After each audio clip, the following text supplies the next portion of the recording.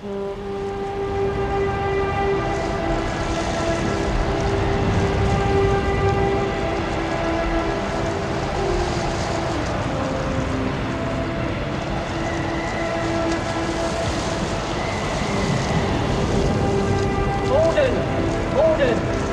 send more house to save the house.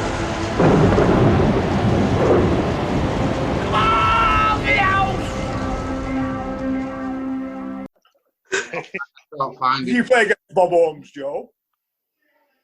Dooch? I don't think so. Certainly not this team. He might have played a bit of second team cricket when I was a kid, but properly rotund rugby player, weren't Yeah. he, Jez? Yeah. I've got the scorecard, Jez. It's 4th of September 1993. Yeah. I've got the bowling figures, Blaise. Go on. Cameron Williamson, 18 overs, 3 for 75. Quite Ryan good. Ryan Hesketh, 11 overs, 3 for 83. BK Stansfield, 5 overs, none for 29. That's all right. Less than Not bad. sixes. Matt Hope, 9 overs, none for 83. Leave it outside. And Jez Hope, 3 overs, none for 30. I thought I'd bowled a lot. I thought I'd bowled quite a few early on there. That's the game. Yeah, I've got it up now. Yeah. Peter Wood 107, Michael Bevan 142, and I'm sure Bevan was out. Yeah, it was out. Bevan was the 3rd wicket out. Can you remember catching him, Jet? Can you remember catching him off Ryan? Yeah, He moosed it to the moon, but it only got to bowler's stumps, and Ryan was stood right underneath it and just said Jesus. And I can remember you catching it and you fell in footholds because That's right. That's steepling. Yeah, buried me down. Yeah, good memories that, Chris. Is there any other games and stories you've played in? So, do we know how many games you've actually played in, Chris? Not a Scooby-Doo, Jez. Oh, Joe Martin, task for you. Yeah, it's 804. Good luck. Can you remember that season as well? We got knocked out in the cup in the first round, strangely enough, by Colne. I think we bowled them out relatively cheaply, and we were out even more cheaply, obviously. And Nick Moulding, do you remember Nick Moulding? Yeah. He bowled. I had a look at it today because it hurt me at the time. He bowled 4 overs, 4 for 10. And we just couldn't get him, me and Cameron couldn't get him off square. Yeah. And we played him the week after in the league over at Colne. And again, we lost the first 2 wickets cheaply. Trevor Kegg, 2 LBs, I think it was. Me and Cameron went out to bat. And the first thing he said to me, he said, if they bring that Moulding on, he's not going to go for less than 10 and over, right? Wherever he bowls it, he's not going to go for less than 10 and over. He come on maybe after me and Cameron in batting for 7 or 8 overs. He came on, first ball, Cameron hit him for 6 over cover, just a spliced one, carved into the road for 6. He then hit him for 4. He then hit him for maybe a 3. I got the other end, hit him for a 6 into bowling green, hit him for another 4, and then we got a 1 off the last over. And he bowled 1 over for 22, having got the previous week 4 overs, 4 for 10. 10, yeah. And you know what, Nicky, we're a bit of a hothead, weren't he? Yeah, he was. And he turned round after the first 4 balls had gone for like 15, and he turned round to me. I can't remember who was Colin skipper at the time. He said, "What in hell are you doing?" He said, "It's not me, it's them. I'm not Superman." Yeah, I do remember that. It was second round at Cup, and we really thought we were going to go places that year in the Cup. Yeah, fantastic, Nick Moulding. Is there any other stories you've got there, Chris, that we can discuss? I can remember who was talking about the Joe Angel one when we're at Gary there about the Teds. Joe Angel and Ted when he came and said I couldn't see what he was doing, but that's, you know, he'd hit him that often. I can remember we were in the dressing room at Burnley that day, and Craig Light was next to go in after that, and he was sat at Burnley, sat on a chair, and next to him he had another chair with his helmet on. And while the ball's, you know, flying round Ted's head and whoever I was opening with him, Craig was kept going, picking his helmet up, putting his helmet on, putting it back. Should I wear my helmet? Should I not wear my helmet? Should I wear my helmet? Should I not wear my helmet? Ted gets out, he walks in, picks his helmet up, puts it on. First ball, Joe Angel bounces him, he ducks, it hit him right on top of head. Yeah. First time I've ever seen a one bounce four off an helmet. Yeah. And you just say, oh, lucky you put your helmet on there, Craig, or else they'd have knocked some more sense into you. Yeah, Craig, right. Yeah, I do. I remember that, he did, yeah. Yeah. Les, just talking about cricket helmets, you always tell me so about when you got your helmet with the plastic. Oh grill. Yeah, that was my first. That was my first season. You know, I played five games. We played Aslington at home, and in those days there was the infamous Lowerhouse Ridge on the sort of like top half of the square, and we played the old Conquer in Aslington, and we bowled them out for something like 110, which was unheard of. That's how bad the wicket were. We bowled them out for 110, and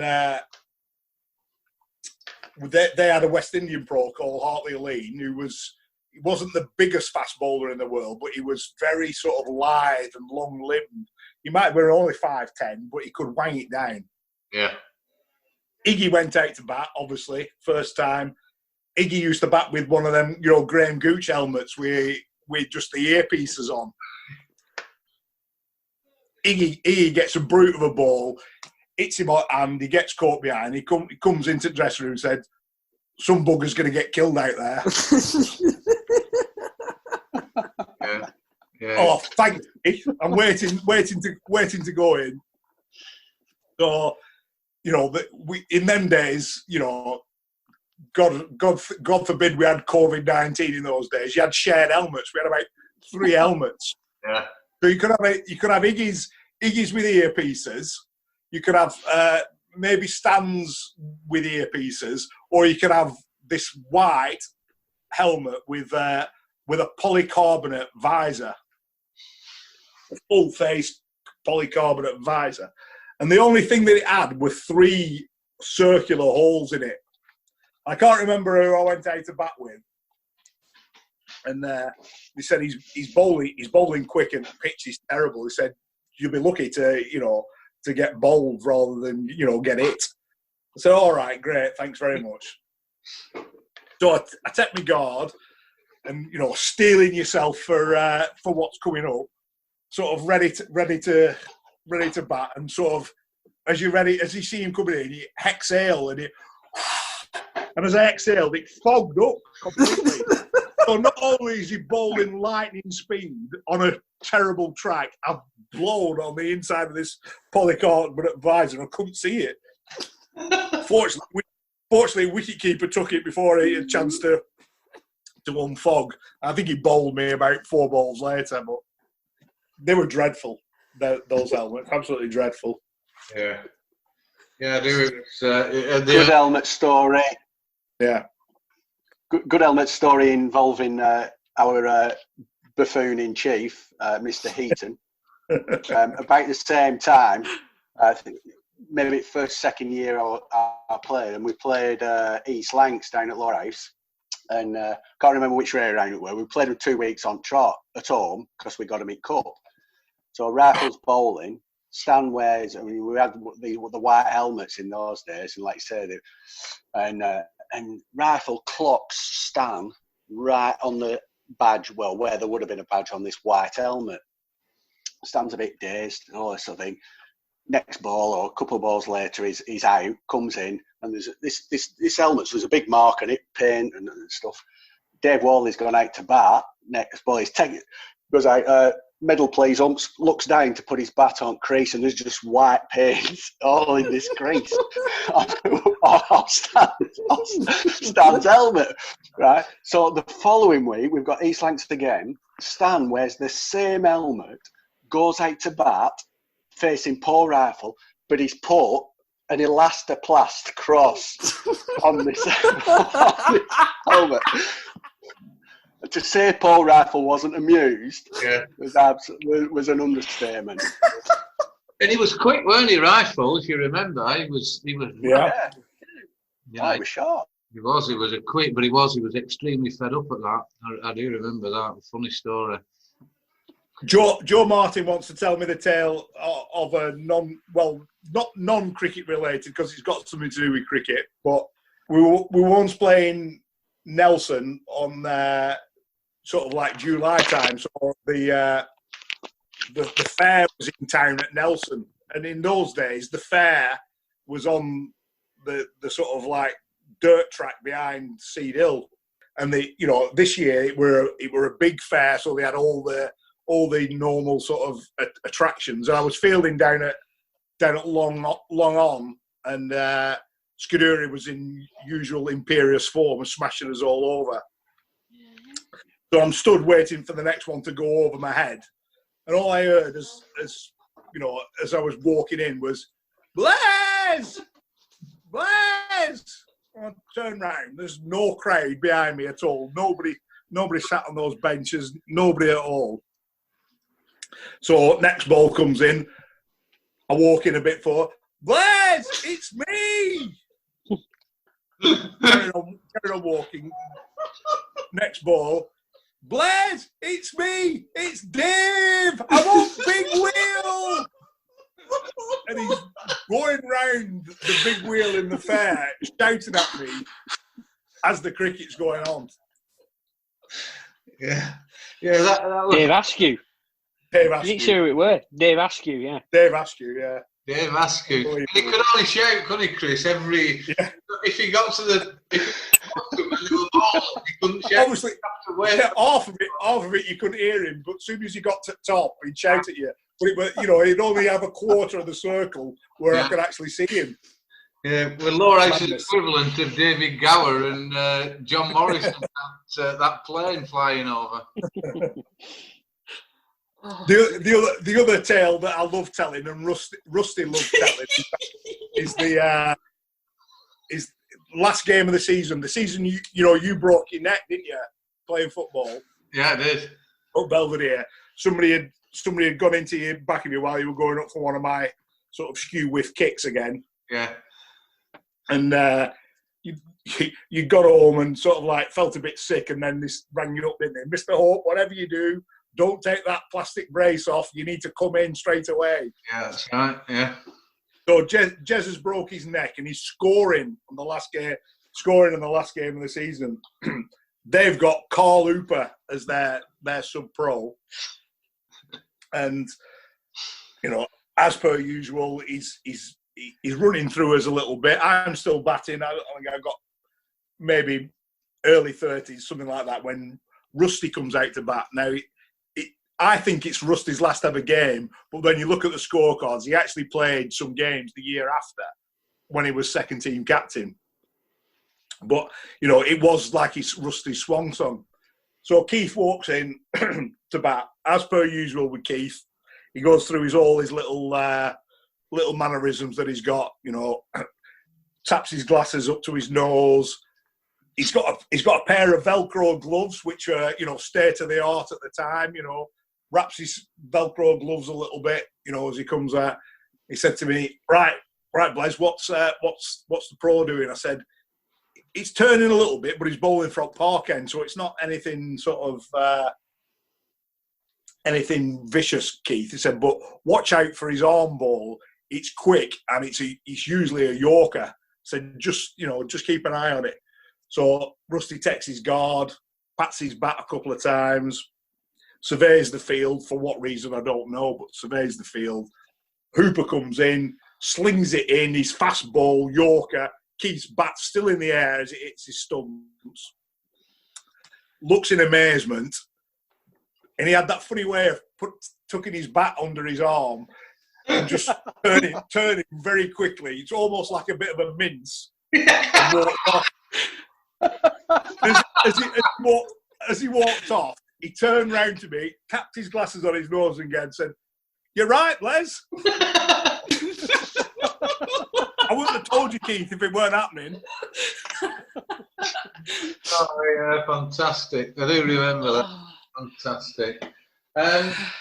Right, we've 8 minutes left. Is there anything else from you, Blaise, before we go down to the...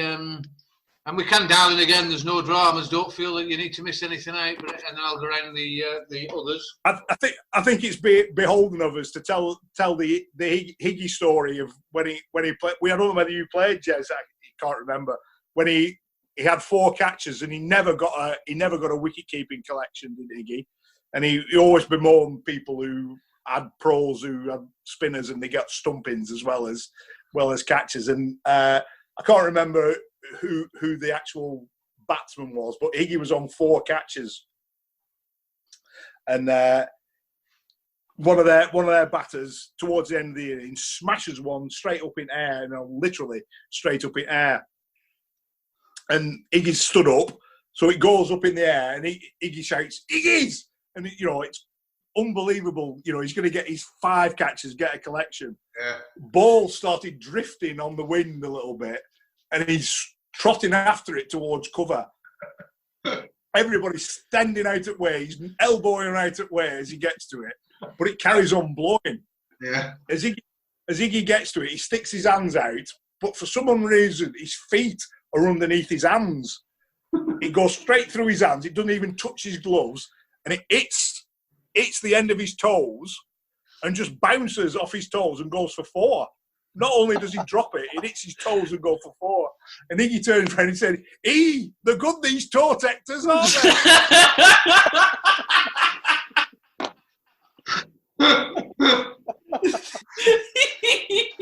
Barking. Oh, he just laughed himself, wouldn't he, again? Oh, One of the last tales, Lindsay's been telling me to tell it. My first ever, sort of what you call senior game for Lowerhouse. I played for the thirds. I played the juniors, and then you get your call up to play for the thirds with Duncan Hall. Yeah. There were lads, much older than me playing in the team, and not sort of like Graham Young, Chris Whitehead, probably even Shez, maybe something like that. First game, and like I said to you before, I'm a bit of a home bird. And a bit like Joe Martin. I don't like new situations and stuff like that. My dad must not have been available because he must have been at work. So my mum drove me down to the cricket club in our banger Vauxhall Viva with my cricket kit in it. So my mum pulls in, gets behind pop-up and just, turns on that turning circle. And I'm sat in passenger seat. And my mum said, "Right, we're here." "Yeah." "Well, go on, out you go."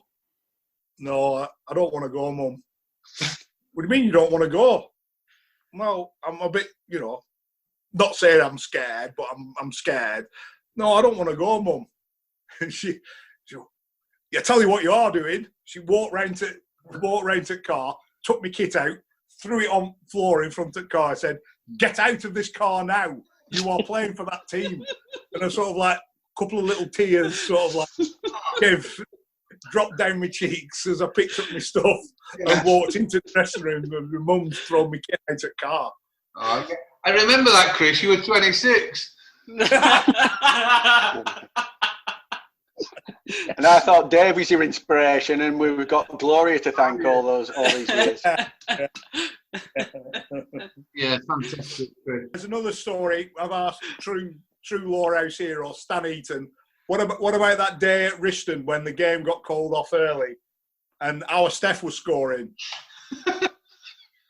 and we got into the bar, and Steph got in a round with us. She must have been about 16, 17. And Jez sort of not getting around, but said, "We'll buy you a drink." Little did she know what it was going to entail. So Steph's on something like half a log or something like that. Jezzy's doing his normal, down in a pint per second trick. I'm trying to keep up with him. And Stan has got in the round with us for whatever reason. Don't know why. Stan's got in the round with us. Never has done before. Never did again. Got in a round with us. So Stan's on pints of lager. Stan, being a gregarious sort of bloke, goes and chats to a few folk. Me and Jez, well, Jez mainly, knows it's serious drinking time because it's an early finish. I'm concentrating like mad to try and keep up with Jez. Our Steph's sort of like falling off a chair because she can't keep up with half the lager. I'm sort of like getting a bit behind. Jez is having a few in between his. Stan comes back to the bar. He's got 4 pints lined up, and he hasn't finished the one he's gone with. Yes, better. Right, get me a Cinzano.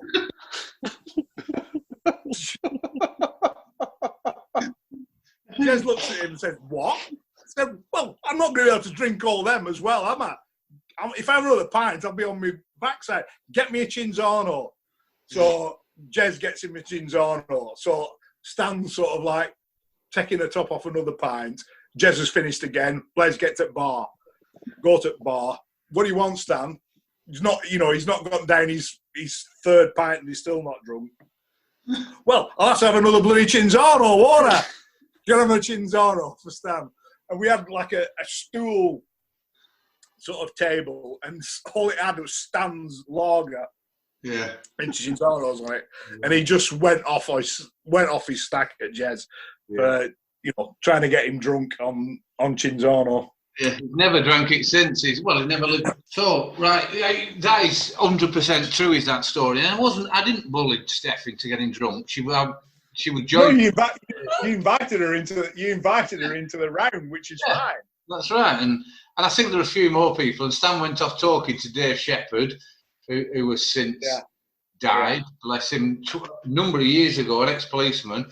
He retired from the police. And I think only not so long after, was it, Chris? He got hit by a coach's wing mirror. Yeah. Payment killed him and drove past him. Yeah. Frank Martindale, I think, was with Stan that afternoon, and it did get particularly vicious. Blaze makes it out as if it's all me. Blaze was there; he was keeping up. There was no dramas in when he was younger. I had to concentrate, Jez. Yeah, like a second innings. Yeah. Yeah, but that was when Stan used to attract some attention.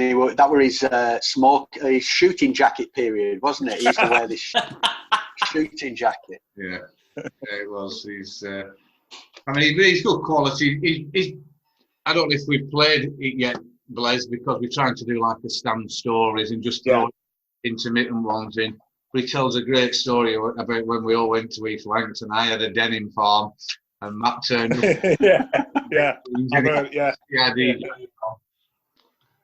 I've recorded all these, I think.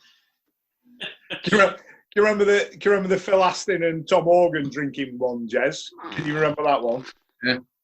Yeah. Tom Organ stood behind the hatch of the bar, weren't he? And Phil on the other side, thinking he's going to take Tom Organ down, the Australian swiller down. And they started taking alternate shots to see who was last man standing, weren't it? Yeah.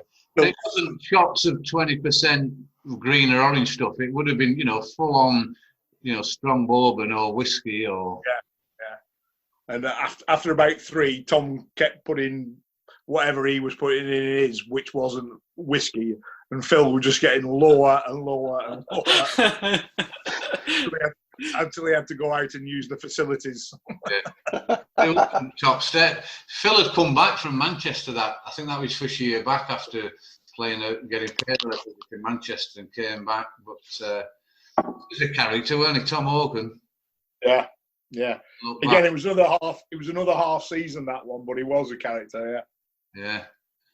He was left arm spinner. Him and his missus. Well, she weren't a she ball spin as well. Left arm, Joe. Obviously, he's an amateur. Yeah.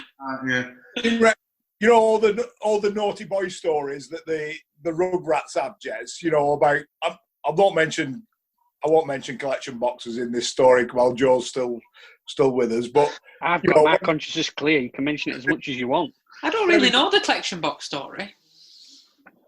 Well, Jez went through a phase of wanting all pile-ons in the bottom half of the club. So on the dance floor, when Jez called all pile-on, you had to get on the dance floor and have as many as you could of an all pile-on. So Jez called all pile-on one day, and we'd been at home to Todd, and the seconds had been away at Todd. Jez called it all pile-on. Now, the game for all pile-on was be the first one to get on the floor, because second person would jump on you, third person would jump on you, and you could sort of like squirm your way out before everybody else joined in and got on top of you. So Jez calls all pile-on. I fly to the bottom on the dance floor. Jez is not far behind me, hobbling with his ankle. Couple more jump on top, and seconds at this very moment arrive back into the club. They've seen all this and decide to pile on.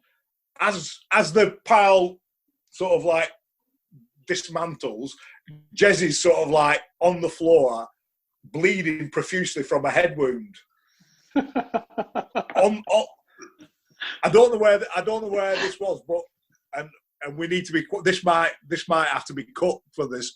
There was Todmarin's tin collection box in and around the old pile on with a patch of blood and a patch of skin on it. To this day, nobody in the second team, apart from one or two sort of people who've said it's not me, Joe Beneducci, I've never actually found out who hit Jez with the Todmarin second team collection box. I mean, it's like who shot Phil Mitchell, this. Well, I'll tell you what, Joe, it's deep as anything. Yeah, I bet. I can imagine being hit with a collection box. If Honest John were pricing it up, how do you think the book would look? Well, I think into bat is Joe Beneducci, Matt Marquis, Gav Shields, Charlie Cotton, Matt Stansfield.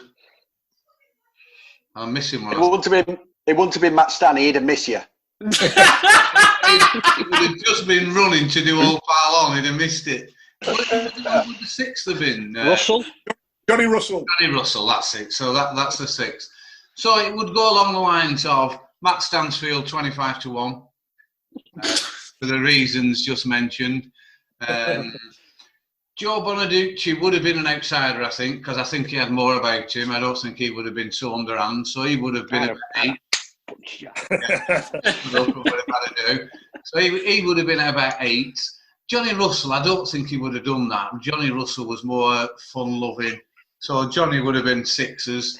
Charlie was always a fitness fanatic, but possibly wouldn't have thought about it, so he'd have been 5. So we're down to Matt Marquis and Gav. Probably Matt Marquis at 5-2, and we'd look at probably Gav at 2-1, if not a bit shorter. Ooh. So can I have a tenner on Marquis? I knew I'd get it. I like it. It was. And I'll tell you, 20-year mystery solved there, George. There's a longer mystery than that, Blaze. Who's the Rams' bottom one? Did we ever find that out? No. I don't know. Mid-season, Joe. Gary's an angrier captain than me. Things aren't going that well. Players are being dropped. You know, him and Stan are falling out in lumps. We play Rammy away. I can't remember the build-up to it, but it's a bit of a dodgy dressing room before the game. Orders are being barked out. We're all really trying our nuts off, but the harder we tried, the worse it got. Gary's out to bat, you know, really fighting for the club, trying to put everything in place to get us a victory. He looks round towards the pavilion and his boxers are up the flagpole. When I came back in, they were back in bin. They were in, they were in bin. So. I bet that went down well, Gary. Yeah. I mentioned the Rugrats because they were up to no good, weren't they, Jez? They were just mischievous, weren't they? Because we were never like that, Jez, were we? No, we weren't allowed to be. Do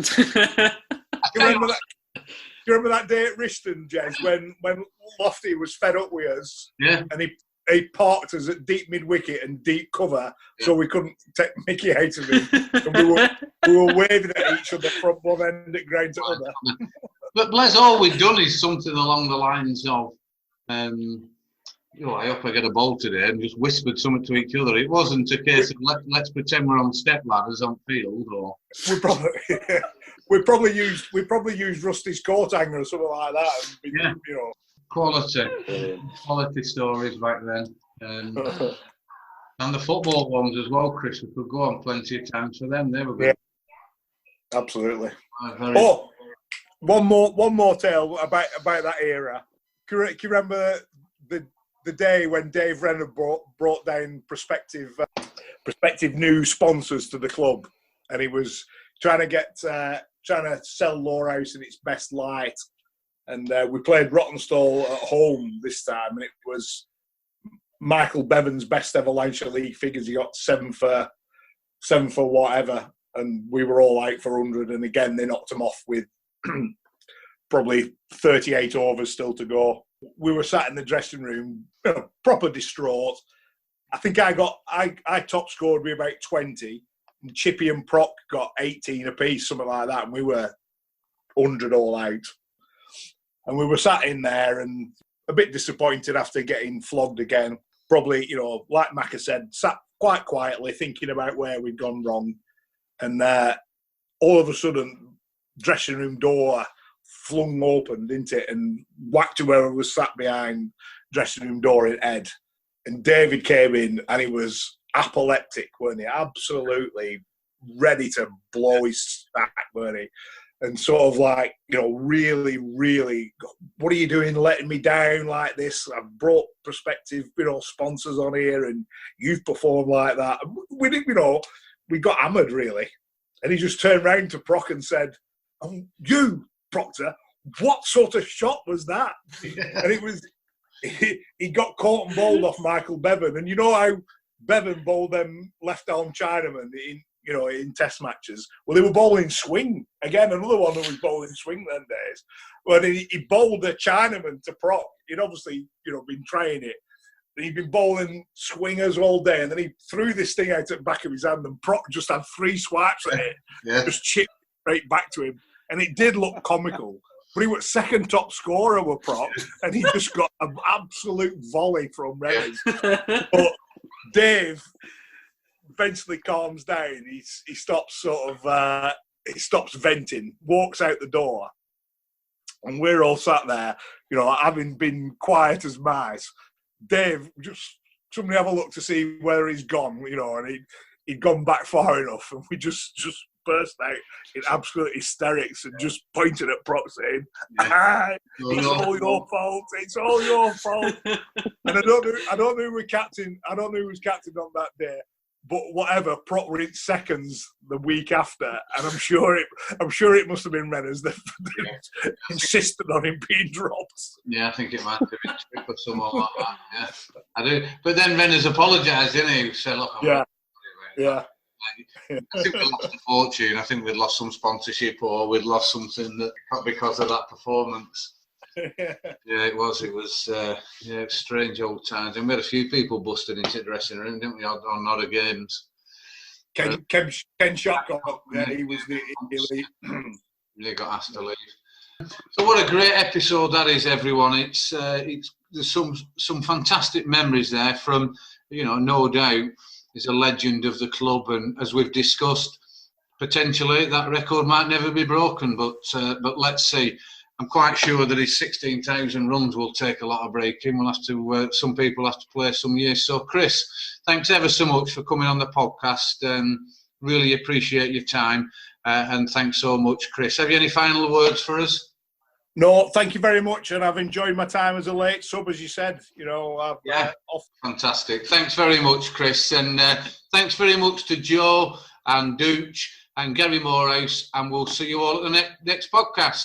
See you soon, all.